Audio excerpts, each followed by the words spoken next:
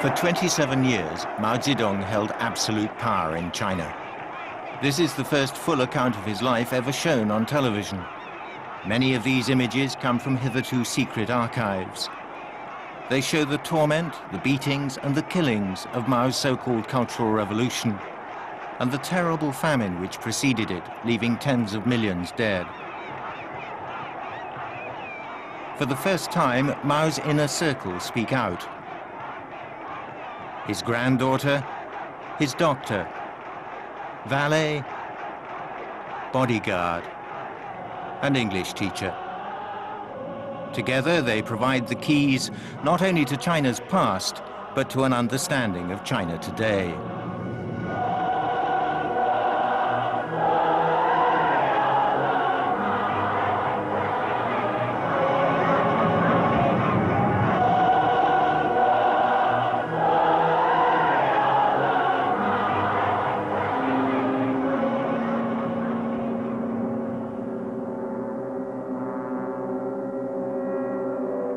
On the afternoon of Saturday, September the 18th, 1976, China stood still.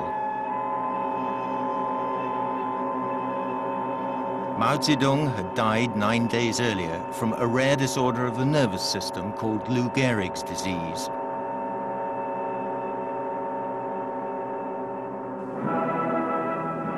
His power over the Chinese people, for good and for ill, was equaled only by the greatest of China's founding emperors. With single-minded ruthlessness, he wrenched his subjects out of the somnolence of a medieval empire and transformed them into citizens of a modern nation-state.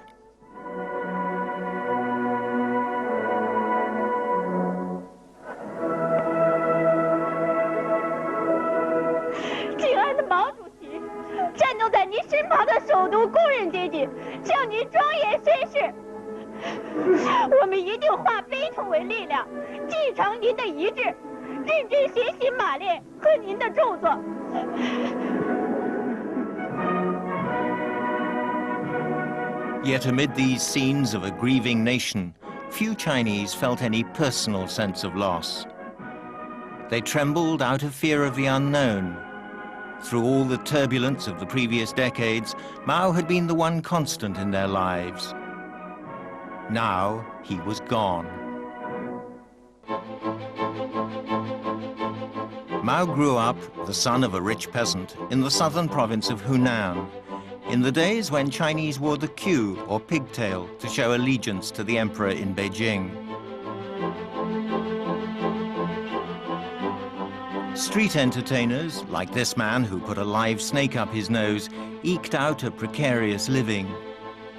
Life was simple, often harsh, full of poverty and pageants.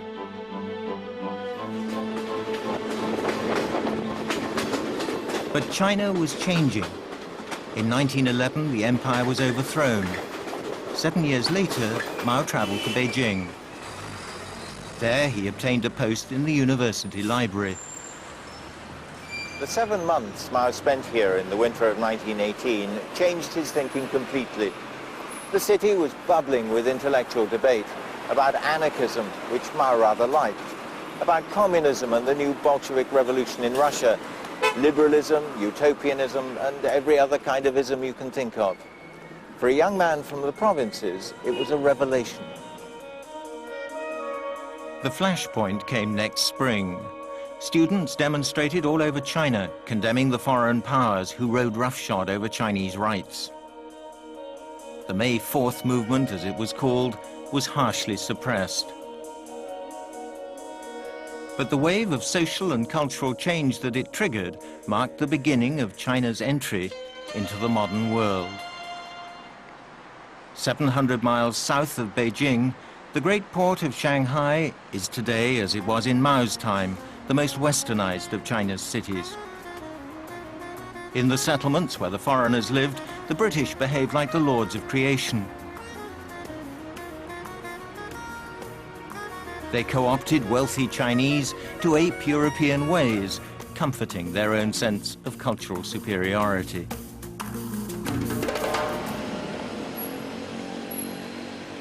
It was in Shanghai, in the French Quarter in 1921, that Mao and 12 other young men met with agents of the Russian Comintern, the Communist International, to found the Chinese Communist Party.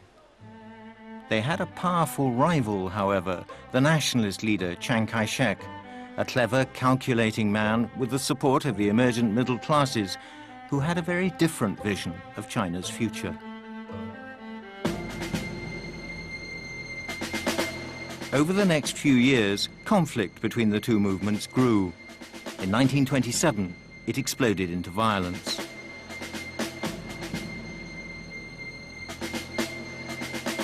In cities like Shanghai and Changsha, nationalist troops went on the rampage, rounding up and killing any communist they could find. After the split between the nationalists and the communists, many communists, women as well as men, were killed in Changsha. You'd see them with a spear rammed down their backs. A bugle was blown, and then they were all taken to the execution ground.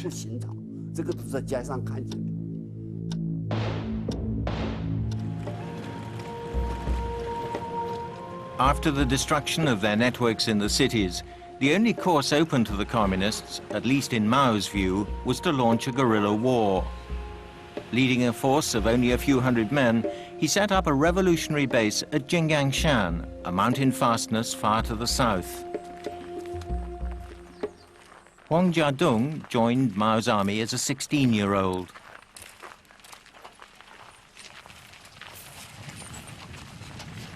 Now 91, he walks a mile every day to the local store and a mile back. He still remembers how he was given a gun the day he joined up and sent straight into battle. It was no use being scared. You couldn't just run away.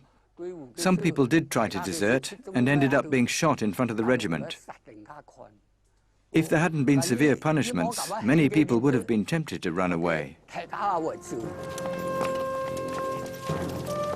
In October 1934, the communist main force abandoned their southern base areas under intense pressure from Chiang Kai-shek's nationalists. Their epic retreat, which took them 6,000 miles across some of the most remote and backward areas in the country, would become known as the Long March.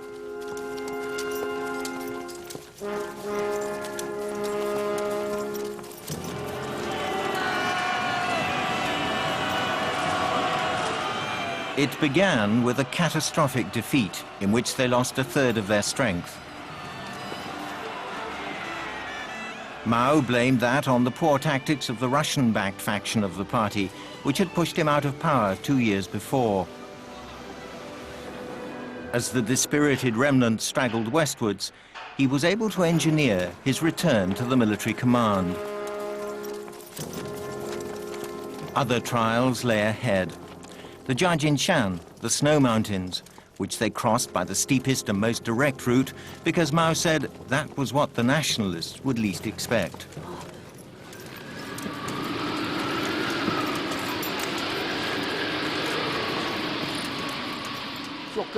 A lot of people were so badly frostbitten that they had no feeling in their feet.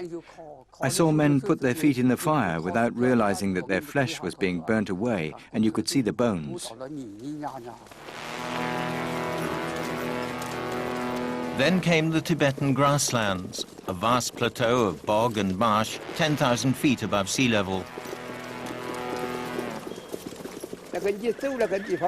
Everywhere in the grasslands was different.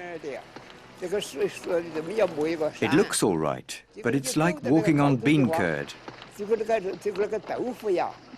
Some bits are just firm enough to take the weight of 2 or 3 men, but if a bigger group tried to follow in their footsteps, they would all be sucked in.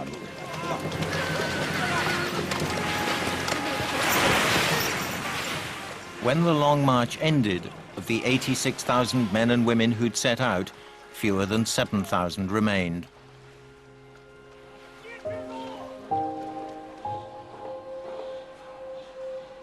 Like World War I veterans in Europe, the survivors of that time will soon be counted on the fingers of one hand.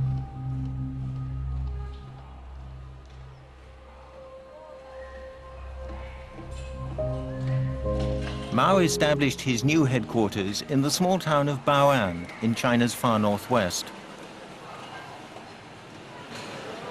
There he began patiently rebuilding the Red Army that Chiang had all but destroyed.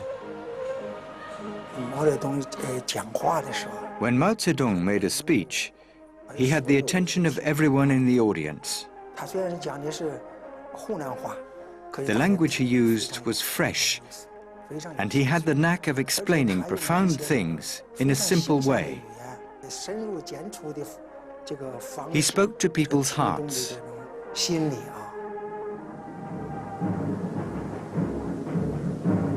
But in the summer of 1937, the Japanese, who'd invaded Manchuria 6 years before, marched south along the line of the Great Wall.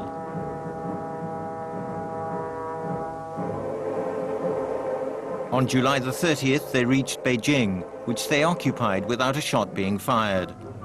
The Pacific War had begun. In the foreign concessions in Shanghai, the population braced for Japanese air attacks, drilling in the use of gas masks, which the British provided even for their dogs.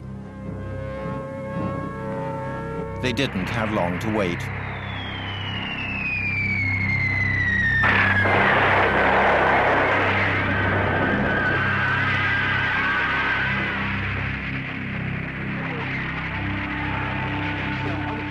Reluctantly, Chiang Kai-shek agreed to an alliance with his communist opponents to try to stem the Japanese advance.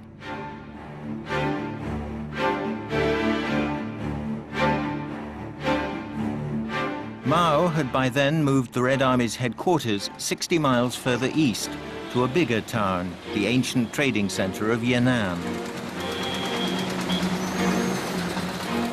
His interests had changed. He spent his days reading and puzzling over Marxist theory. His wife, He Zejun, a peasant girl who'd accompanied him on the long march, felt abandoned. The marriage was soon in trouble. Kong Dong-mei is the daughter of their only surviving child, Li Min.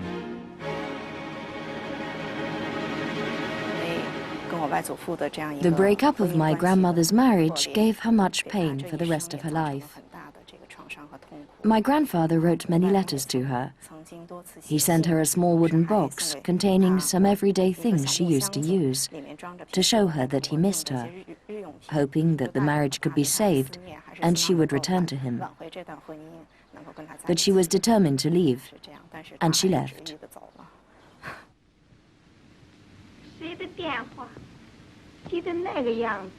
Into the void left by He Zejun's departure stepped a young Shanghai film actress named Jiang Qing. In later life, she tried to ensure that all the films in which she'd appeared had been destroyed. These images have lain hidden for almost 70 years.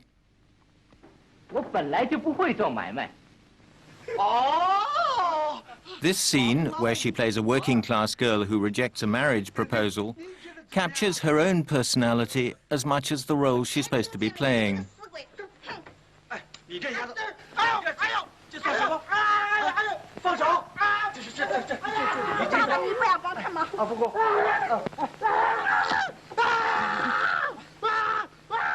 Eventually, she'd become famous, though not for her films.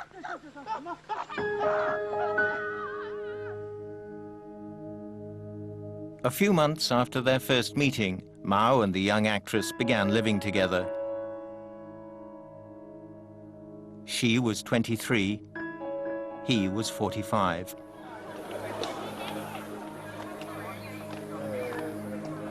The myth of Yan'an draws thousands of tourists each year. To most Chinese today, Yan'an marked the golden age of communism. The party was a band of brothers, and all true patriots were welcome. But there was also a darker side. Mao's security department ran the party's political prisons up a valley behind the mountain, near the ruins of a secret leadership compound. One of those detained was Li Rui, who was later rehabilitated and went on to become Mao's secretary. I was held in a cave prison. The conditions were very bad. There were 7 or 8 people in one cave. They slept on the bare earth. The guards sometimes put straw on the ground, if we were lucky.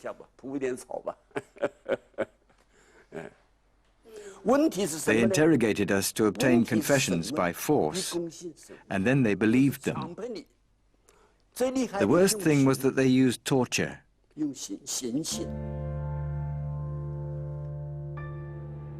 To Mao, this was a necessary evil. Revolution, he once wrote, is not a dinner party. At the 7th Party Congress held in 1945, the chairman, as he was now known, received his consecration. As Mao's deputy, Liu Shaoqi, made clear, he was now for all of them the symbol of the communist cause, the object of a personality cult that compared him to the sun. But even to Mao's most enthusiastic supporters, like the future Prime Minister Zhou Enlai, it would have seemed inconceivable that only 4 years later they'd be celebrating victory in Beijing.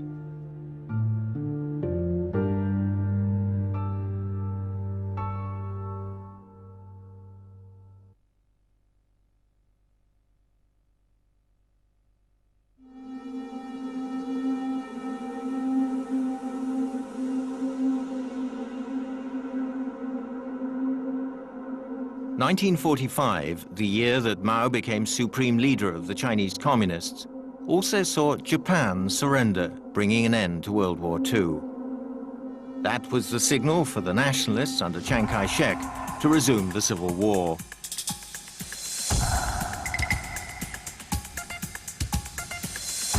For months, Mao's forces crisscrossed northwest China with the Nationalist Army in hot pursuit. Sidney Rittenberg, a left-wing American who'd come to China with the US Army, joined the communists in Yan'an at the age of 25. He deliberately used Yan'an as bait, and then after Yan'an was occupied, he used himself as bait, personally, to lead this huge, highly trained, well-equipped with American equipment, this army of Chiang Kai-shek, deep into the wilderness of northern Shanxi province, where the population was sparse and very heavily with the communists. And then he used his person to lead them on a merry chase every day until he got them exactly into the ambush spot that he wanted them in. Millions of peasants, won over by the promise of land reform, flocked to Mao's cause. At his new headquarters in Xibaipo, 150 miles south of Beijing, he laid out the communist strategy.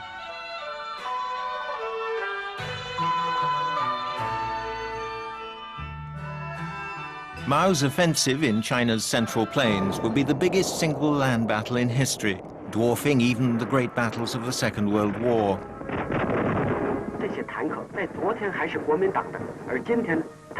It lasted 2 months, fought out over thousands of square miles, and culminated in the fall of Beijing. In southern China, still under nationalist control, Chiang Kai-shek paid a nostalgic last visit to his birthplace, Ningpo, before preparing to flee to Taiwan.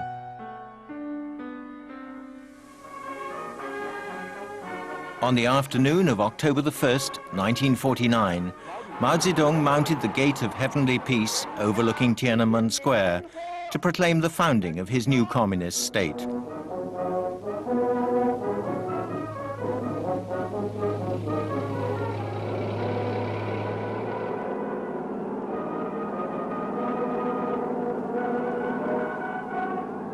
Two months later, Mao set out for his first visit abroad, to Moscow. There he was kept waiting for 2 months by the wily Russian dictator Joseph Stalin, until eventually Mao exploded, All I'm allowed to do here is sleep, eat, and shit. Then the two countries signed a friendship treaty, and the honeymoon began.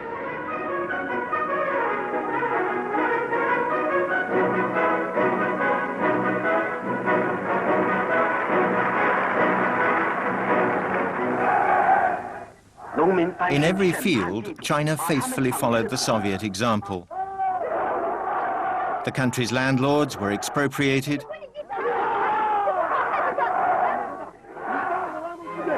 Altogether, 1 million were killed by angry peasants. The rural population was herded into cooperatives, modeled on Soviet collective farms. Shops and factories were nationalized amid noisy demonstrations of popular support.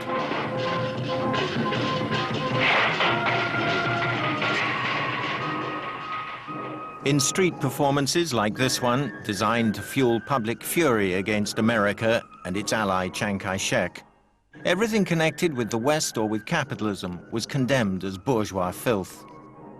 Policy across the board became more radical, more intransigent.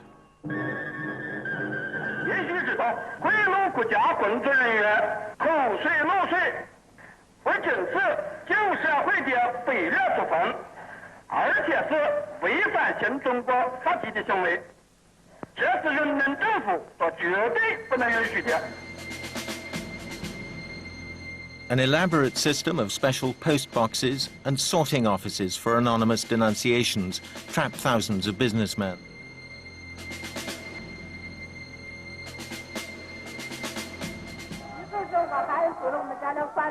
Sentencing rallies, as they were called, were staged as public spectacle. To distance themselves from a relative's alleged crimes, wives denounced husbands, sons denounced their parents.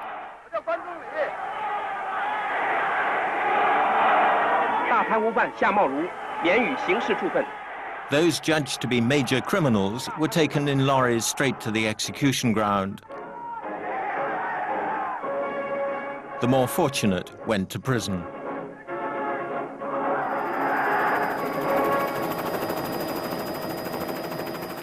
Mao too, in the early 1950s, found himself in a kind of prison, but of his own making.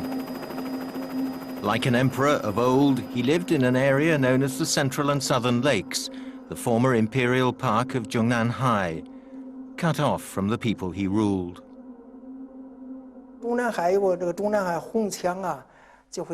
When he started living at Zhongnanhai, those vast red walls encircled and enclosed him.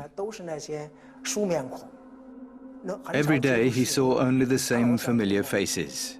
He had hardly any contact at all with ordinary citizens. Mao always wanted to break free. Sometimes he would grumble to his bodyguards, "You have more freedom than I do."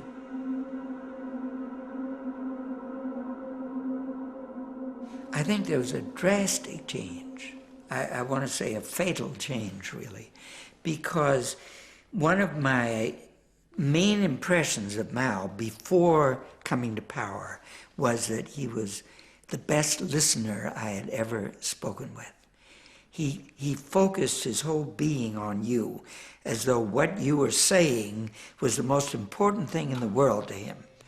He now became imperious, and he tended to penalize people who stood up against him on issues. He became someone who liked to hold forth and wasn't a particularly good listener. But there were also lighter moments. Zhou Bingde was the niece of Prime Minister Zhou Enlai. Growing up at Zhongnanhai, she saw China's leaders at work and at play. Mao moved very slowly, hugging his partner's waist tightly. He couldn't dance quick steps because he was big and rather fat.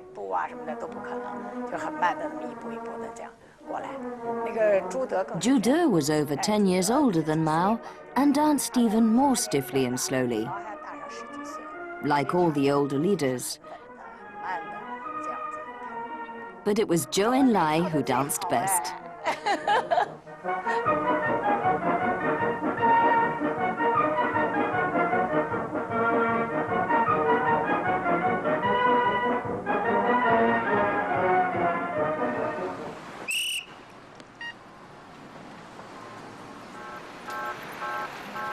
By 1956, China had become, to all intents and purposes, an orthodox Soviet bloc state, little different from, say, Bulgaria or East Germany. It didn't occur to anyone that Mao might be starting to ask himself whether this was the right road for China, or whether he should strike out on his own and seek a uniquely Chinese path. Yet over the next few years, that was what he did. The following spring, he launched a new political campaign, radically different from anything attempted in a communist state before.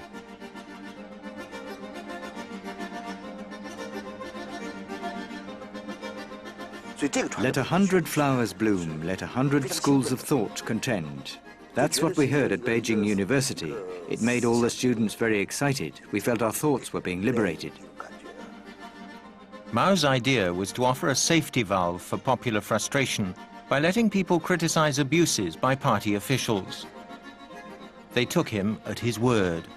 Student leaders like Lin Xilin argued that the real problem was not the officials, but the communist system itself. On Mao's instructions, the agitation which he himself had provoked was crushed. Party hacks were ordered to hit back.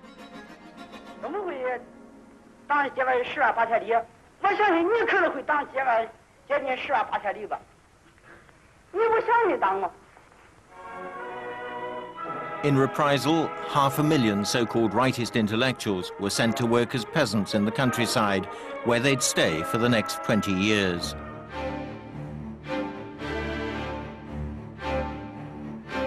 Nothing daunted, the chairman then dreamt up a new campaign. His target this time, not China's intellectuals, but humbler foes, mosquitoes, flies, rats, and above all, sparrows.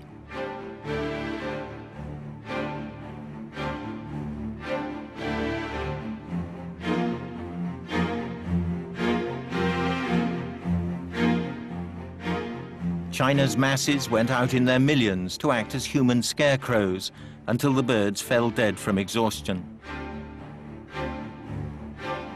The campaign was not without problems. The insects which the sparrows usually ate multiplied, causing huge crop losses. The following year, the target was discreetly changed to bedbugs.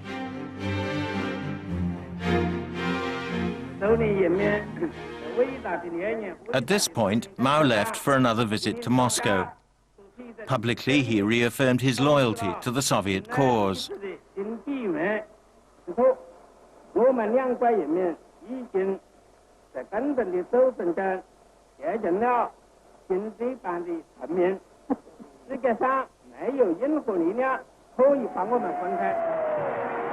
But relations were not what they seemed. Mao alarmed Khrushchev by talking about the inevitability of nuclear war.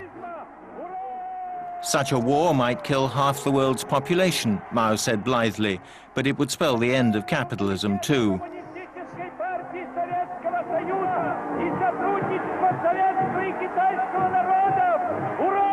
Later, he met Chinese students attending Moscow University.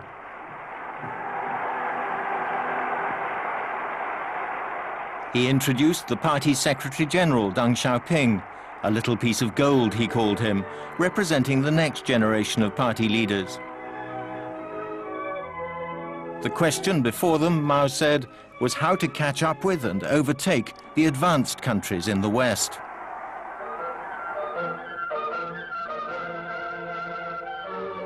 Back home in Beijing, while visiting an irrigation project, he stumbled on the answer. Mobilize the masses. China, he announced, would make a great leap forward, powered by the human will and the strength of men's arms. The rest of the leadership agreed, though not all were convinced. In 1958, Mao thought our national economy could develop very, very rapidly.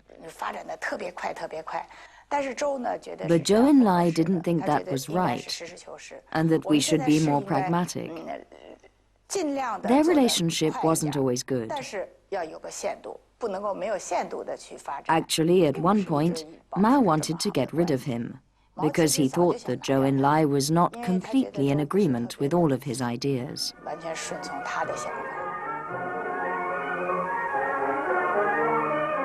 China had been making 5 million tons of steel a year. Mao now called for 100 million. To fuel the furnaces, the whole country was set to digging coal. All of us heeded Chairman Mao's words. We answered his summons. We were all united and followed where Chairman Mao led us. All of us, including myself, felt like this.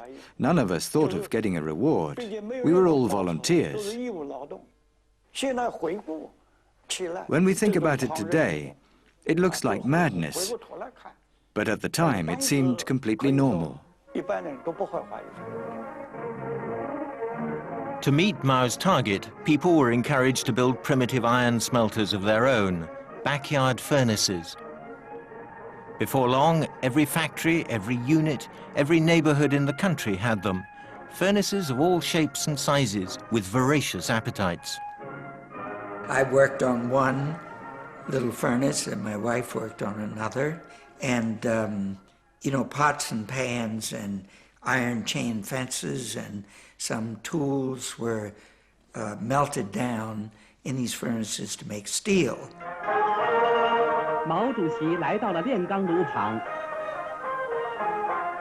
And I remember this black mud-looking stuff being ladled out of our furnace, and my asking the person in charge, is that steel?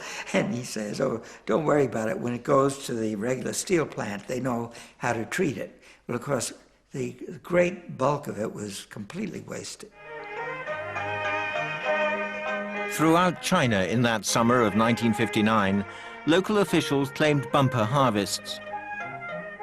Mao himself was taken to see the supposedly prodigious yields being reported.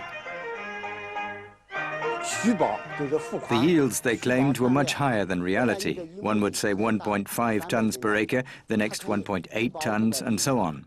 In fact, an acre can produce less than a ton of rice. Yet people reported more than 20 tons per acre, which was ridiculous. There was a lot of exaggerating. But the peasants paid their taxes in grain based on the size of the harvest. Because the figures had been falsified, many were forced to surrender all they had. Famine set in.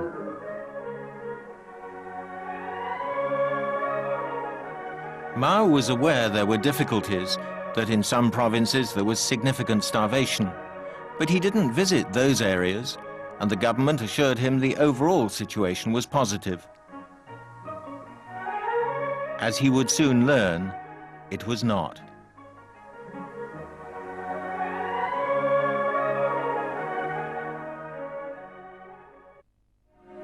英国的蒙哥马利元帅是二战时的英雄。他曾在非洲率领军队打败了。In the summer of 1961, Mao Zedong received Britain's Field Marshal Montgomery. Officially, the Great Leap Forward, Mao's drive to jumpstart China by mobilizing its people, was portrayed as a huge success. But to Montgomery, Mao made an admission that he'd made to no one else. The country was facing mass starvation. The famine began to appear in the winter of 1958. It started in the provinces of Shandong and Henan. According to the official figures, the death toll rose from 1.44 million in 1958 to 4.26 million in 1959. In 1960, the figure was almost 10 million. I've done my own analysis, and in my view, the total number of famine deaths for the period was 38 million people.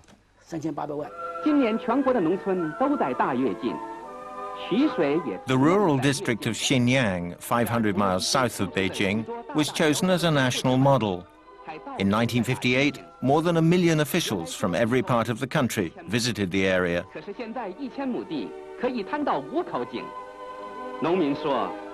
This propaganda film from the time extolled the district's achievements, showing the exemplary benefits the commune system could bring if enforced with proper zeal.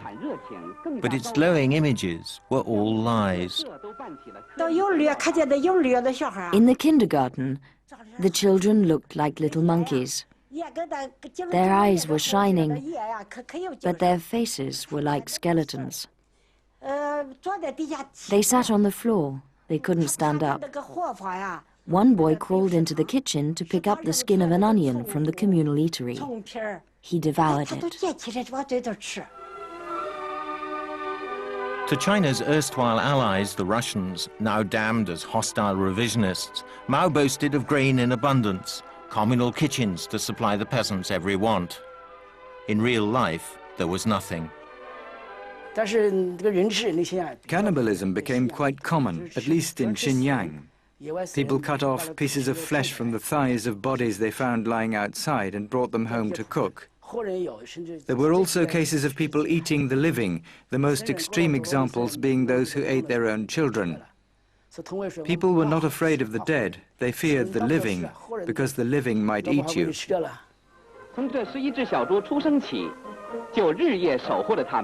No pictures of the famine exist, not even a single photograph. None was ever taken. The affected areas were sealed off, the people left to starve. Apart from Mao and Zhou Enlai, other Chinese leaders, even Liu Shaoqi, who was now head of state, were never given the full picture. Liu seems not to have realized how bad things really were till a year later, when he visited his home village in Hunan. When my father arrived, the officials told him the main problem was drought. Then he asked the peasants what had really happened, but they didn't dare to tell him. Only after several meetings did they finally admit the truth. One of the peasants told him, "I think this famine is 3 parts a natural disaster and 7 parts a man-made disaster."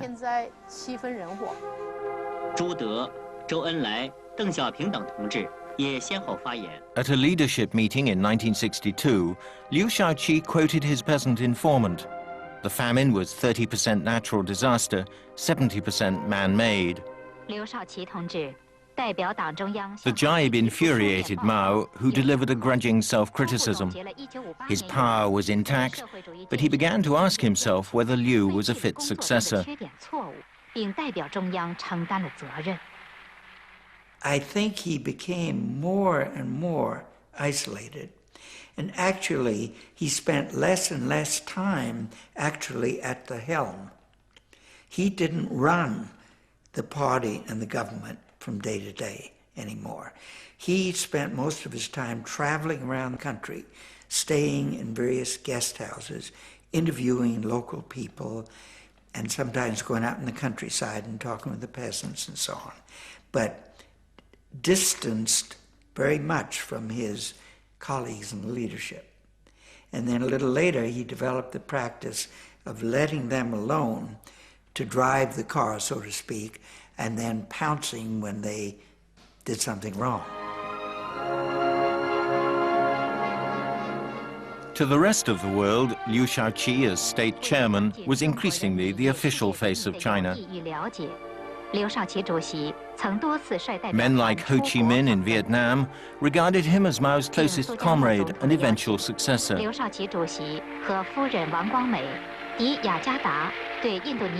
Neither they nor Liu himself had the slightest inkling of the political firestorm that Mao was preparing. Yet with hindsight, the warning signs were there. As far as learning English was concerned, Mao was not a very good student. In the early years, I had the impression that he had a lot of spare time. But now I think this is because he was considering the next step to take. Later, he told me, "There are some problems in the Communist Party. I will be busy in the future. I might have no time to study English. I had a clear feeling then that some big problem was brewing. It began in spring 1966 as a protest movement by middle school students. They denounced the academic establishment and, above all, the party bureaucracy. A young philosophy lecturer put up a wall poster attacking the university authorities as reactionary. Mao took up the cudgels on her behalf, and the woman, Nie Yuanzi, was catapulted to national prominence. Chairman Mao said this was the declaration of the Beijing Commune, the Paris Commune of the 20th century, even better and more brilliant than the declaration of the Paris Commune. He made me and our big character poster so famous. He lifted me so high. Nie Yuanzi put up her poster here on a wall at the university that's been set aside ever since the 1950s for student debates.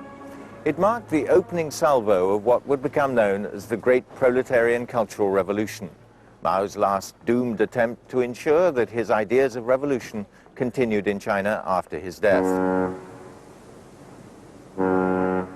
6 weeks later, Mao intervened again, this time physically.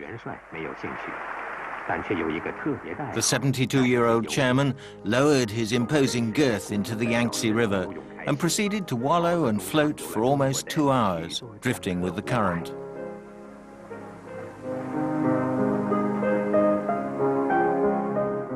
In China, symbols speak more loudly than words. It was a demonstration of vigor and power. After waiting on the sidelines for 4 years, Mao was back.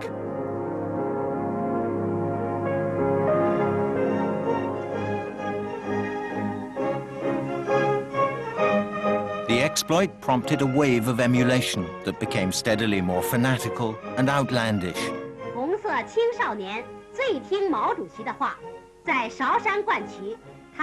The army, where the personality cult around Mao developed earliest, led the way.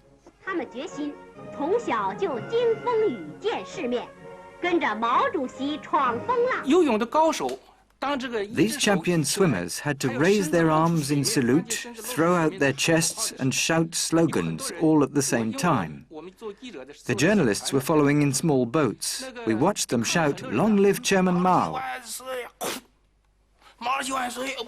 They swallowed bucketfuls of water.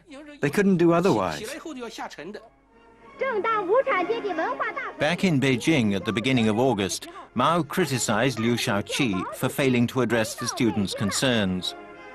He appointed the defense minister, Lin Biao, a retiring introverted man, as China's new number 2.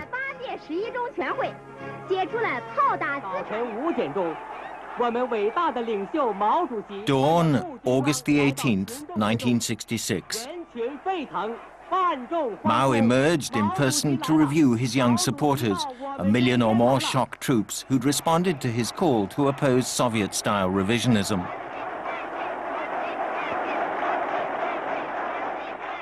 The Red Guards, who before long would plunge China into near civil war, pledged to give their lives to defend the chairman's cause.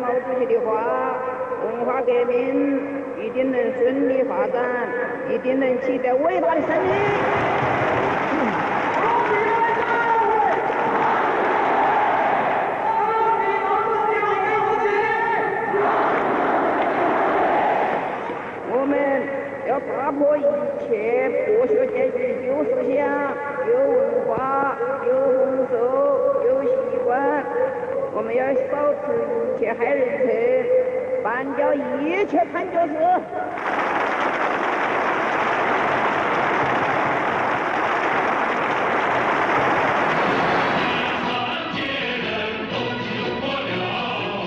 Lin Biao's instruction to smash all old things was relayed at Red Guard meetings throughout China.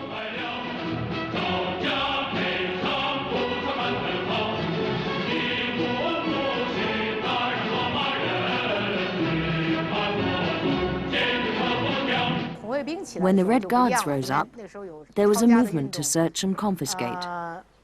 My elder brothers took part, and so did I. Sometimes we went to the police and said, "This family is a landlord family. They're bad people. We're going to search and confiscate." Then we might find forbidden literature, a rare edition of the Golden Lotus with an ivory carved binding. We'd say to each other, "Look, they've got dirty books." This unique black and white footage has been concealed for almost 40 years. Most of it never seen before, except by the Chinese police and a handful of top leaders. It provides an authentic picture of the ideological witch hunt that the Cultural Revolution was becoming. The searching and confiscating became routine. It wasn't specially organized. Our brains were so hot we just did it. My school was in the suburbs, quite a long way from the town. So we searched and ransacked the homes of the former landlords and rich peasants in the countryside. It was the middle school children who went after them. They killed almost all of the former landlords in the villages around our school. 毛主席教导我们，革命要靠自己，我们要自己教育自己，自己解放自己，自己起来搞革命。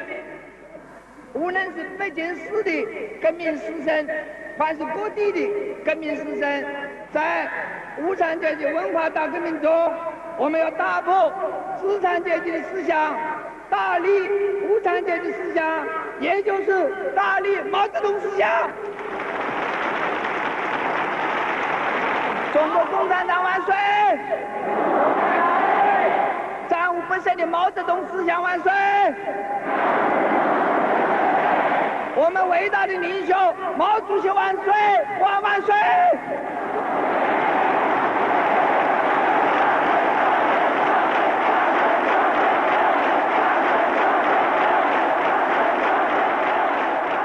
The central leaders all knew that the Red Guards were beating people, but they also said that people should learn from the Red Guards and salute them. Zhou Enlai's implicit distinction between smashing bourgeois ideas and smashing bourgeois individuals was quickly forgotten. Over the next few weeks, tens of thousands of people in Beijing were harangued and severely beaten. Many hundreds died. I can remember as though it were yesterday watching a group of strongly built students, including some of my own classmates, boys who practiced martial arts, jump up onto the platform to beat our headmaster. By the time it ended, he no longer looked like a human being. His face had been beaten so severely you couldn't tell where his nose or eyes were. It was just a black mess. When I saw that, my heart froze.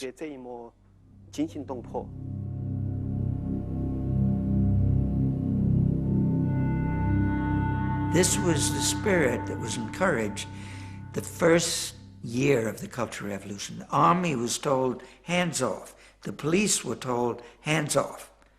And Mao said, let the young champions make their own mistakes, learn from their own mistakes, and correct themselves. We can't stand behind them and point and criticize. So it was a great free-for-all. 周总理和我们一起唱歌。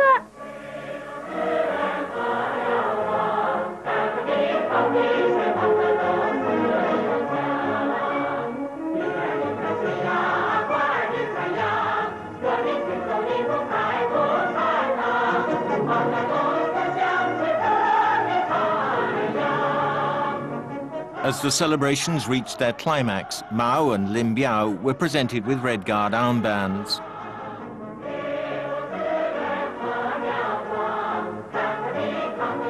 Prime Minister Zhou Enlai, always quick to accommodate the chairman's moods, looked in his element. Mao's veteran generals did not.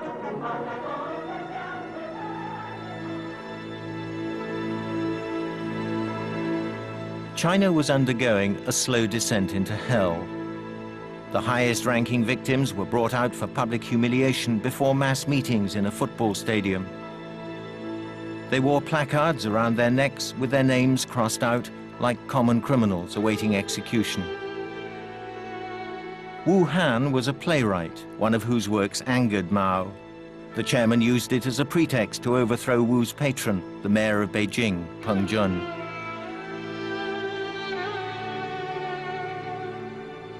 The purge he'd set in motion would eventually claim other victims, still higher in the chain of command. Meanwhile, Peng and his colleagues were left to twist in the wind.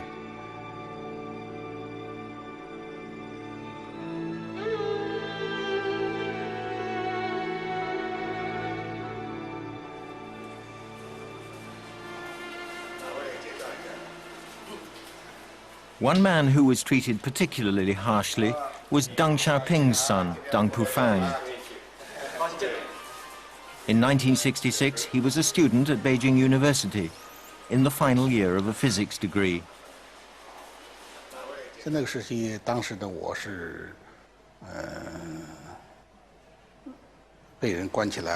Some radical students detained me and held me in a kind of prison. I felt I had no future whatever. They beat me up. Physical persecution was a very common thing at that time.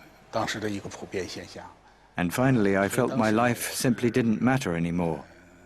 I thought it would be better if I just ended it, so I deliberately jumped from the top of the building where I was being held.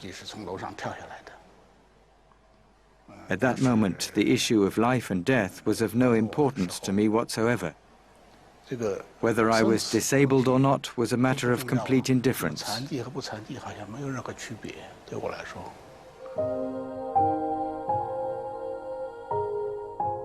The Cultural Revolution was above all an attempt to change people's minds, to wash them clean of old thinking and the behavior that went with it.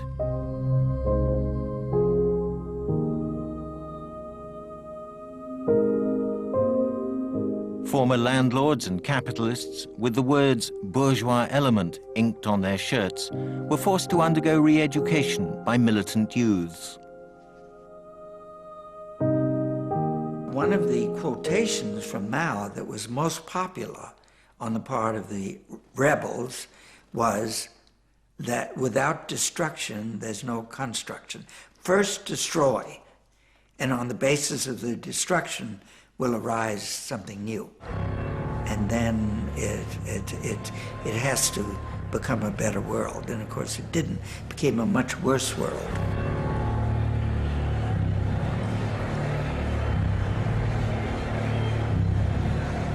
The physical destruction wrought by the Red Guards was unparalleled even in China's long history.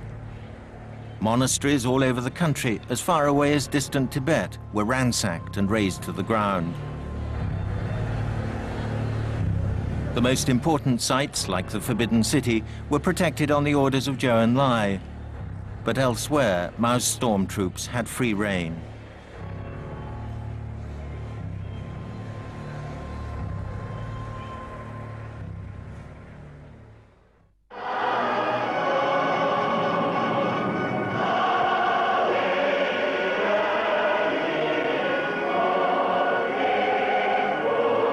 In the autumn of 1966, the Great Proletarian Cultural Revolution, Mao's last doomed campaign to try to ensure that China upheld revolutionary purity, was at its zenith.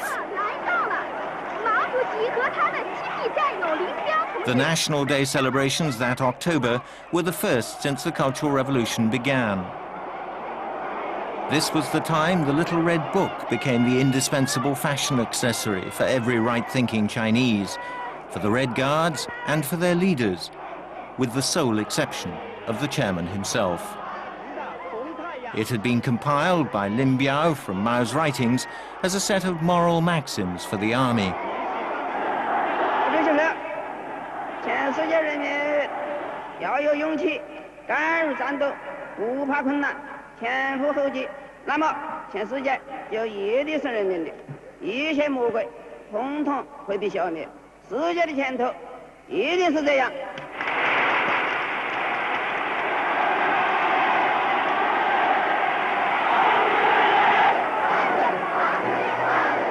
For the fortunate few, the nec plus ultra was a little red book signed by Mao himself.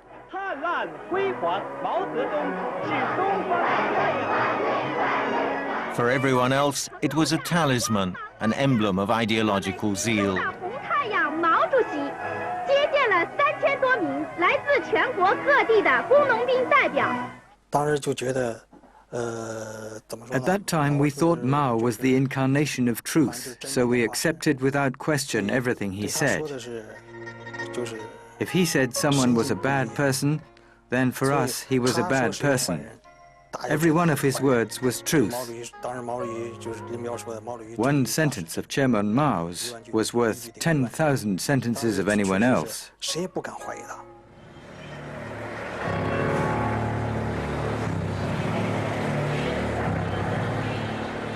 All ideas contrary to Mao's thinking and the objects that represented them had to be destroyed. Not just Confucianism and Buddhism, but even more so foreign faiths like Christianity. Throughout the country, churches were closed, clergy unfrocked, religious symbols smashed.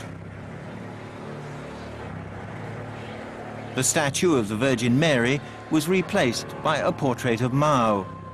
One form of worship gave way to another.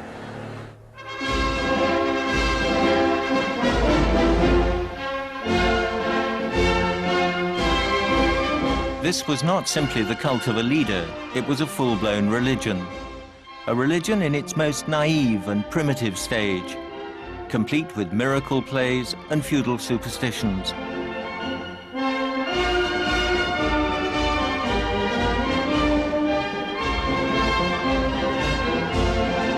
Each day, all Chinese, even the blind and deaf mutes, had to seek guidance from Mao's works.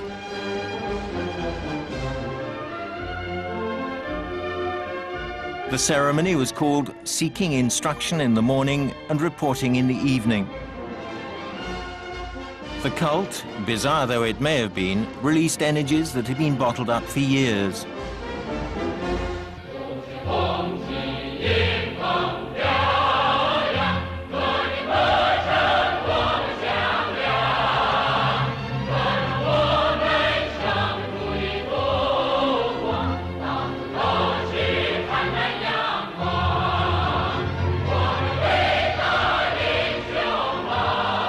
It had become very bureaucratic, very stale and stagnant, and Mao felt that himself, and he used to say, the worst thing in the world is to have a stagnant pond. If there hadn't have been things that needed tackling, you couldn't imagine having that avalanche of popular energy and passion that suddenly burst out, unexpected even by Mao. Unanticipated, and he kept saying over and over, who would have thought it, who would have thought it?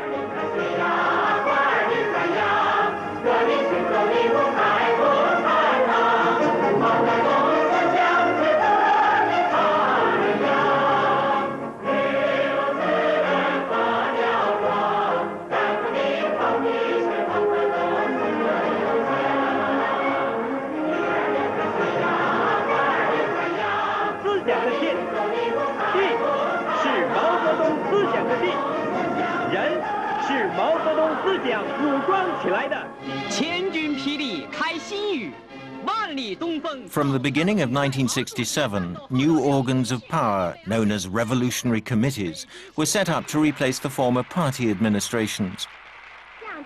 They were composed of soldiers, workers, and party veterans whose Maoist credentials were beyond reproach. In Beijing, the event was marked by grandiose celebrations.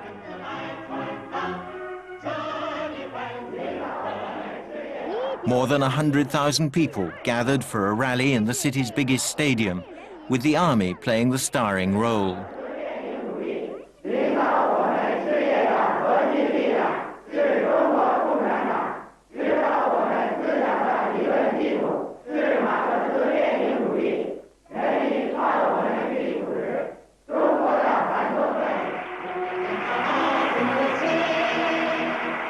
To mark the occasion, Zhou Enlai himself presided.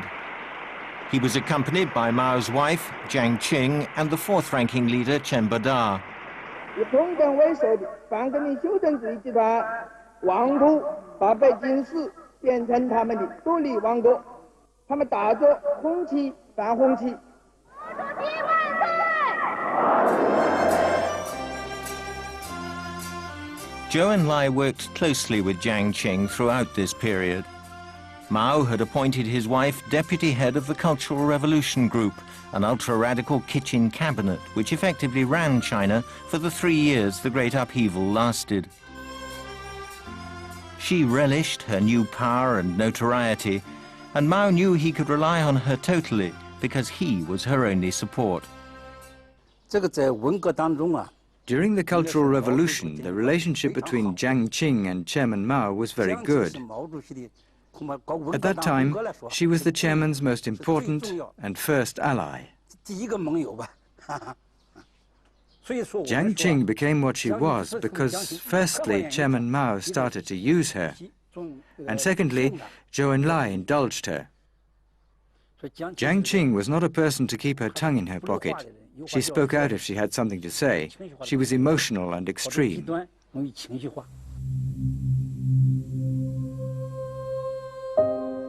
Throughout 1967, the massive purge that Mao had set in motion focused on the topmost echelons of the party leadership.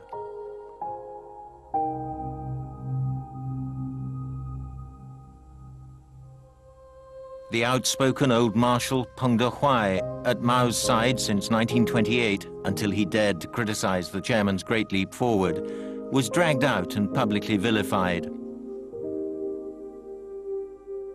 To his Red Guard accusers, Peng was a three antes element: wasteful, corrupt, and bureaucratic, disloyal to Chairman Mao. Jiang Wentian, Mao's predecessor as party leader in the 1930s, was damned alongside him. Both men had devoted their lives to the Chinese Revolution. Now, they have no rights.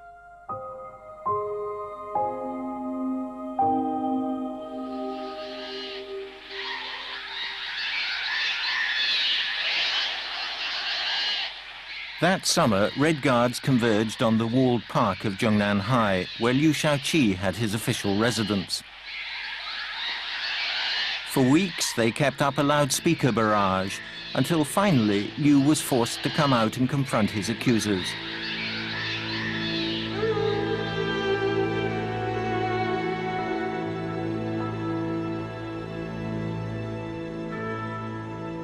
His public humiliation was accompanied by an inquisition of tens of thousands of his former associates. Liu himself was expelled from the party forever, and he and his wife placed under arrest. Anyone who had ever been in contact with them, for example, people who had helped my mother to join the Chinese Communist Party, were kept permanently handcuffed in prison.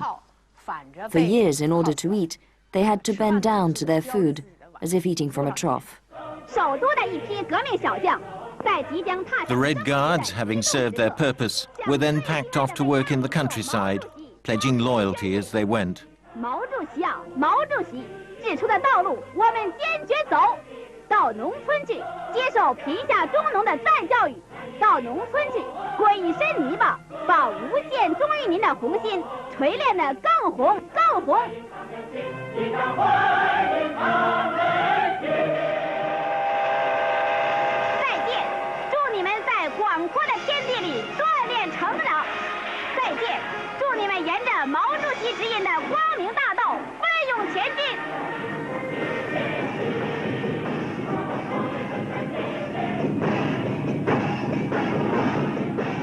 Despite the brave words, for most it was a rude awakening. When Mao Zedong forced every student to go to the rural areas, we all saw that the lives of the millions of peasants were extremely pitiful. They lived in terrible conditions. We began to doubt the superiority of socialism. In the end, we became thoroughly disillusioned. 6 months later, Mao was at last able to convene a party congress, the first for 11 years, to declare that the Cultural Revolution had been brought to a successful close. In the new party constitution, Mao named Lin Biao his closest comrade in arms, an accolade the chairman had never before accorded to any of his colleagues.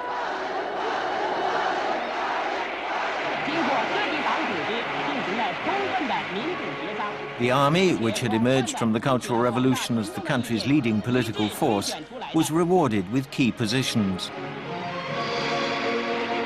Even Lin Biao was caught up in the mood, savoring his triumph.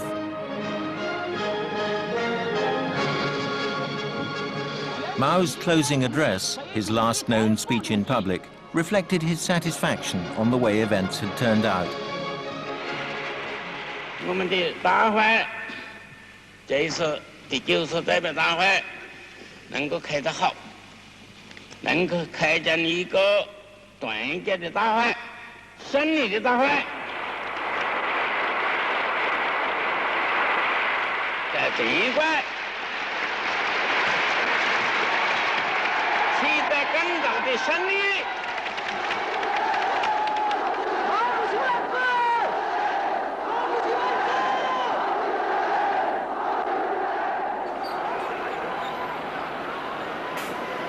In 1969, Mao was at the summit of his power, revered by radicals abroad. At home, he was adulated, and all those who dared doubt him had been cast into outer darkness. Yet his victory was hollow, and deep down, perhaps he knew it. He had indeed smashed the old world, but what did he have to put in its place?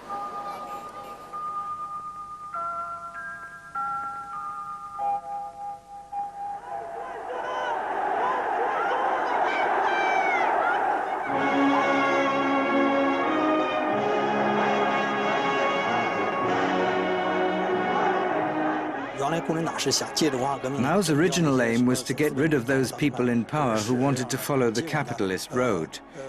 But what in fact happened, which no one had anticipated, was that a lot of people started to think for themselves and wonder whether the Communist Party wasn't making a mess of things.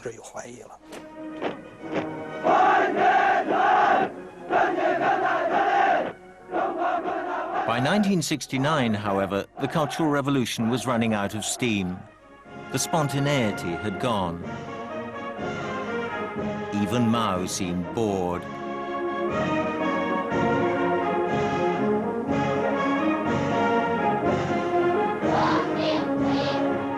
The leftist values he'd advocated were now imprinted on the daily lives of almost 1 billion people. The only culture was Jiang Qing's model operas. Writers and artists were silenced or reduced to producing propaganda to glorify the regime. China had become so stultified, so shackled by Maoist orthodoxy, that it had become inevitable that one day the pendulum would swing back. At that time in China, there were maybe 800 million or 1 billion people. And the minds of those 800 million or 1 billion persons were all the same as one mind. The mind of Mao Zedong. But after the Cultural Revolution, each individual had a mind of his own and was able to consider problems independently. This is the greatest gain from the Cultural Revolution. No more blind worship to anyone. No more long live, long live.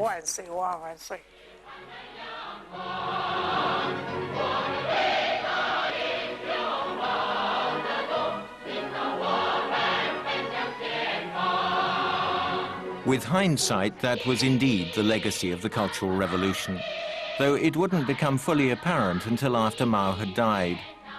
In the meantime, the Chinese people would continue to go through the motions of belonging to an ultra-radical society in which fewer and fewer of them believed. The learning experience would eventually stand China in good stead, but it came at a high price.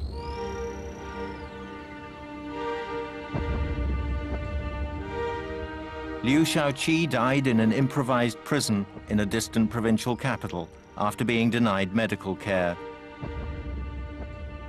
On his death certificate were the words, "Profession unknown." Many others paid with their lives, men who'd been at Mao's side for decades and those who were nameless. In all, 1 million people were killed during those years.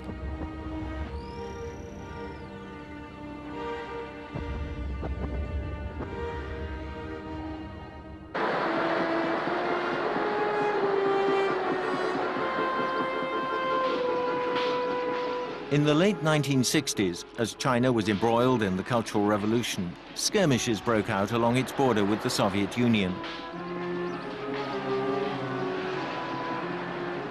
The Russians began asking themselves whether the two countries were headed for war. The tension convinced America that it had much to gain by cooperating with the Chinese against their common enemy in Moscow.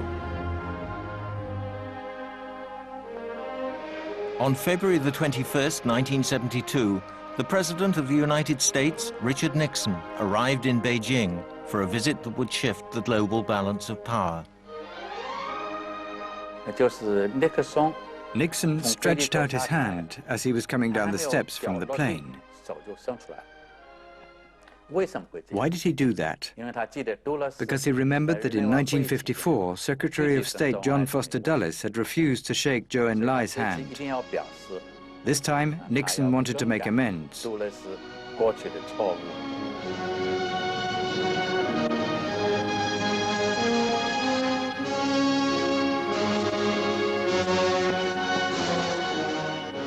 Mao had been ill for the previous 3 months.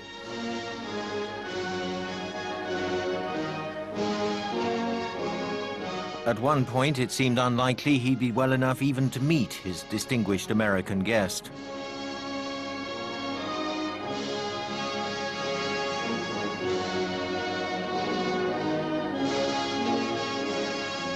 His legs had become so swollen he found it difficult to stand, but the occasion was too good to miss.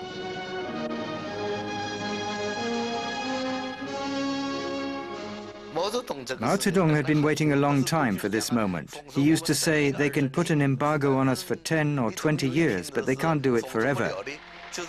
When Nixon came to China, it showed the US embargo had failed. They had to recognize us. They didn't have any choice.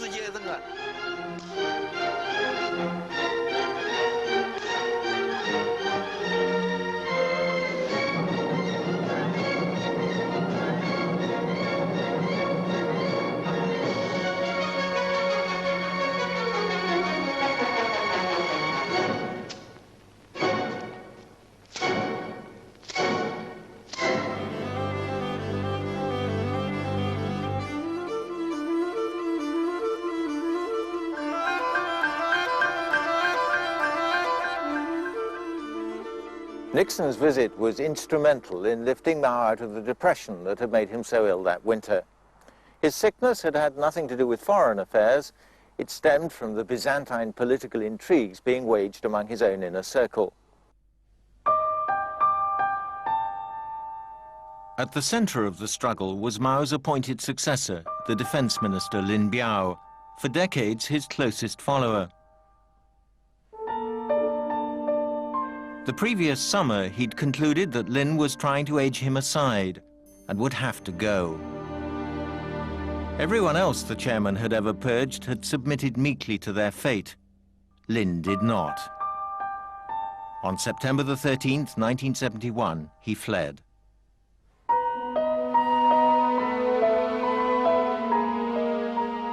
But instead of finding asylum in Russia, as he'd hoped, his plane ran out of fuel and crashed, killing everyone on board.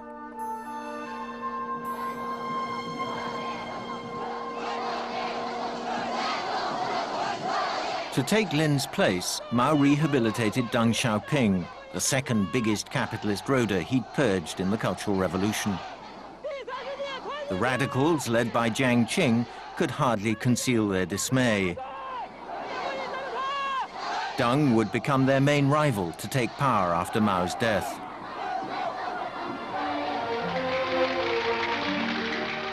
In 1973, Mao appeared for the last time before a major party gathering. But he was too weak to stand, and contrary to all protocol, the delegates were told to leave before him in order not to witness his physical decline.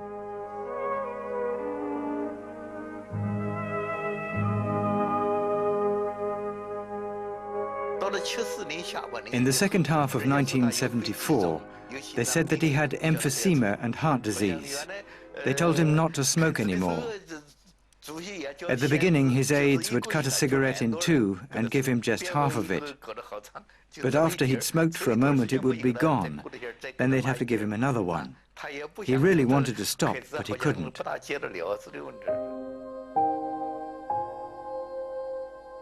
Despite his deteriorating health, Mao's mind was as whimsical as ever. The curtsies of the ladies in this Zambian delegation intrigued him.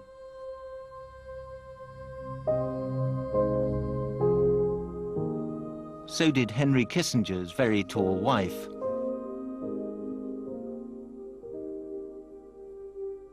But by 1974, the end was nearing not only for Mao, but also for Zhou Enlai, diagnosed with cancer.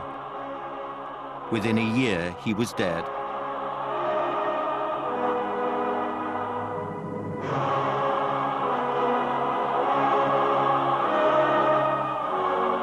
The Goethe of Chinese Communist society turned out for Zhou's funeral.1976年1月8日9时57分，周恩来同志的心脏停止了跳动，全党、全军、全国人民都为失掉了我们的总理而感到深切的悲痛。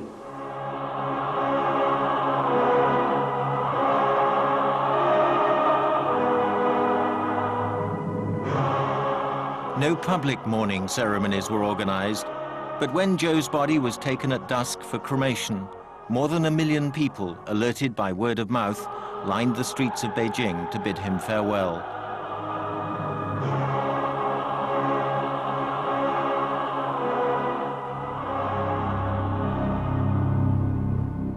The following summer, northern China was struck by an earthquake in which 250,000 people died.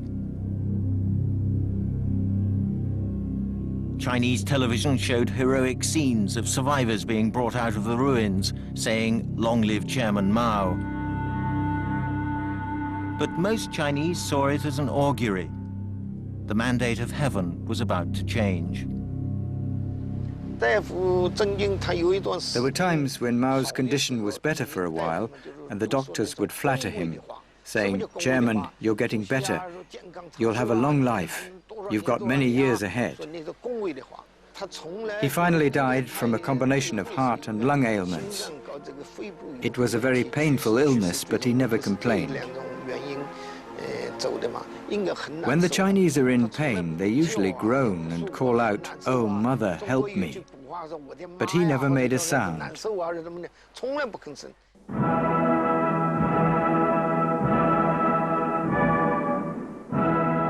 His death in September 1976, at the age of 83, brought about a sea change in China. The moment I heard the news, I thought, now Jiang Qing will get what's coming to her.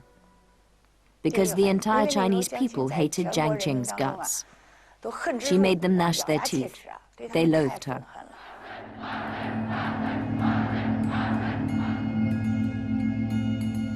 Soon afterwards, Jiang Qing and her allies were arrested and put on trial. Excerpts from the proceedings were broadcast around the world. 共患难了，战争的时候，唯一留在前方追随毛泽东主席的，只有我一个女同志。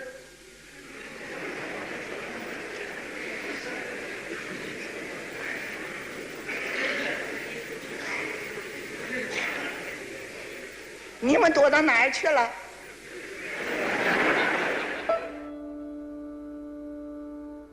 It was the best performance of Jiang Qing's life. But it didn't help her. She was condemned to death, commuted to life imprisonment, and eventually committed suicide in her cell. To Liu Shaoqi's widow, who was present, the verdict brought closure.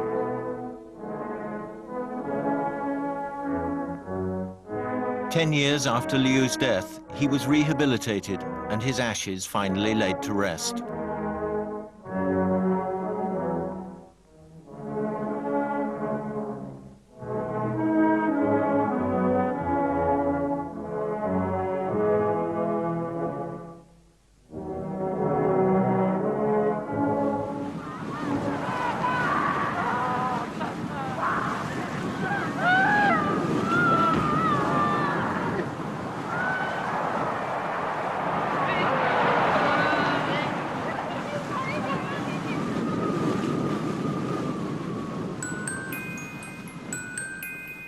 Today, the founding fathers of Chinese communism are the star exhibits in a local version of Madame Tussauds.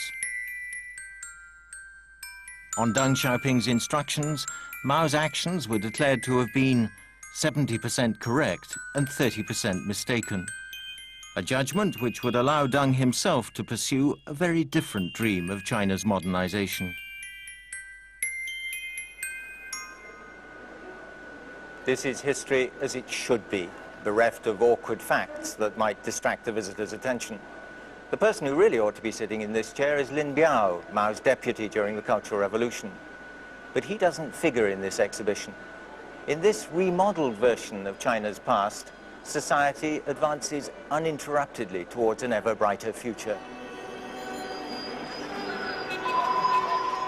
The city center of Chengdu, the capital of Deng Xiaoping's home province of Sichuan, is being totally rebuilt. But one structure remains untouched. To the Chinese state, Mao's image is sacrosanct. Inconvenient truths which might tarnish it are quietly forgotten. Up to the present, history, well, at least the Cultural Revolution, outstandingly, is swept under the rug and ignored, studiedly ignored. And I think it's very unfortunate.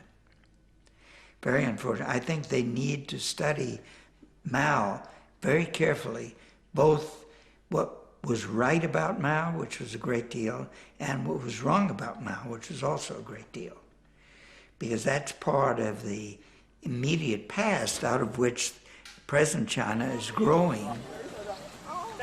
The result is that many young Chinese, even at a top university like this one, are woefully ignorant of their own history. Their priorities are quite different. To them, Mao's great upheaval might just as well never have happened. I think Mao was a revolutionary idealist. The realm of revolution that he imagined is not the reality of China today. What he wanted was pure revolution. He would not enjoy today's China. For example, foreign funds, foreign joint ventures, all those things are not what he originally envisaged. He was a nationalist, so he wouldn't like to see China with so many things that are foreign. I think if he came back to life, he would be very disappointed. For most Chinese, the historical Mao, strategist, poet, politician, the man who caused the deaths of more of his own people than any other leader in history, has faded, giving place to an idea, a myth.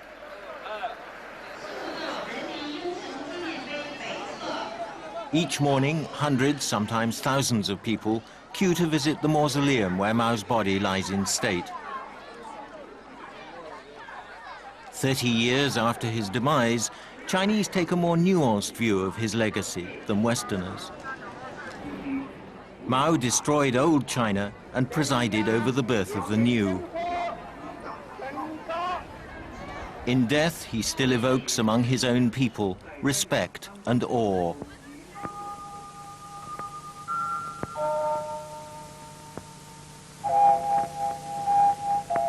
Like the Monkey King of Chinese legend, he turned heaven upside down, allowing his successors, more practical, less visionary men, to make China what it is today.